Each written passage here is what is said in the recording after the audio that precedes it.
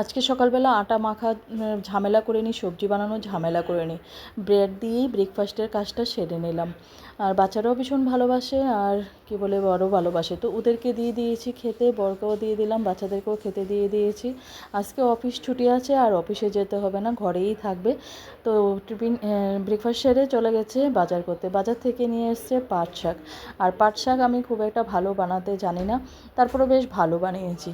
তো প্রথমে ডালটা রান্নার জন্য বসিয়ে দেবো, কুকারে একটু সিদ্ধ করে নেব। ডালে আজকে টমেটো দিয়েছি, আর মুসুর ডাল রান্না করব। ততক্ষণে আমি পাট শাকগুলো কেটে নিয়েছি, আর ডালটাও বয়েল হয়ে গেছে। প্রথমে ডালটা রান্নার জন্য একটু জল বসিয়ে দিলাম। আর মাছ নিয়ে এসেছিলো, ইলিশ মাছ। সব কটা মাছ রান্না করব না, ওই জন্য কিছুটা মাছ আলাদা করে নিয়েছি, আর বাকিগুলো ফ্রিজে রেখে দিয়েছি।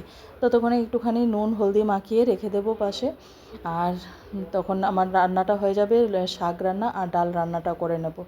আর রান্নাতে বেশি কিছু ঝামেলা করব না প্রথমে ভেবেছিলাম, তারপরে একটা একটা রান্না করতে করতে না অনেকটাই রান্না বেড়ে গেছে।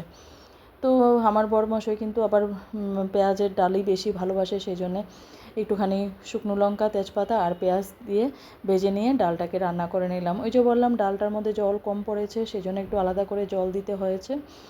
আর অনেকটাই ডাল হয়ে গেছে, দুবেলা বেশ ভালোভাবেই হয়ে যাবে। তারপরে পাট শাকটা বসিয়ে দিয়েছি। পাট শাকটা রান্না করতে পারি না, এই জন্য বলেছিলাম আমি দেখেছি পাট শাক রান্না করতে গেলে, তবে কিন্তু অনেক দিন পরে রান্না করছি, দেখেছি কেমন জানি একটা হয়ে থাকে। সেই জন্য ভেবেছিলাম ঝরঝরে করে রান্না করতে পারবো কি না, তবে ভালো হয়েছে।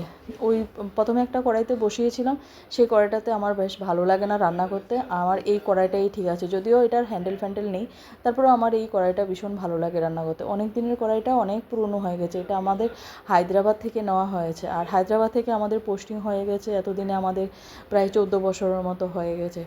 তো যাই হোক, কথা বলতে বলতে দেখুন ওইদিকে ভাতটাও রান্না করে নেব। ভাতটা কুকারের মধ্যেই বসিয়েছি। আর তো যখন ফেনা আসে কুকারটা গ্যাসটা অফ করে দিয়ে ঢেকে রেখে দিই। আর মাছটা আমি দুটো দুটো করেই ভেজে নেব, যেহেতু ইলিশ মাছ একটু যত্ন করেই মাছটা রান্না করেছি। আর দেখুন না, হাতটা কেটে গেছে। আর রান্না করতে এসে হাতটা কেটে গেছে, আমার হাতটা কাটা নিয়ে এবার বাসন টাসন মাজতে হবে, সব কিছু করতে হবে। যে ব্যান্ডেজটা লাগিয়েছি সেটা তো মানে এমনিতে দেখানোর জন্য, ভেবেছি রক্তটা একটু বদ্ধ হয়ে যাবে, তবে পরেও কিন্তু অনেক রক্ত বেরিয়েছে। গল্প করতে করতে আমার মাছ রান্নাটা হয়ে গেছে। কেমন হয়েছে মাছ রান্নাটা অবশ্যই জানাবেন কিন্তু। এই যে হাতটা ভিজে গেল, আর রাখতে পারলাম না শুকনো করে, এদিকে ভাতটাও হয়ে গেছে। এবার ইলিশ মাছের একটুখানি ডিম ছিল, আর সেই ডিমগুলো দিয়ে আমি বড়া বানিয়ে নিয়েছি। সেই কড়াইটার মধ্যে একটুখানি কারকোল ভেজে নিয়েছি, তারপর লাউ পাতার বাটা করলাম। আজকের ভিডিওটা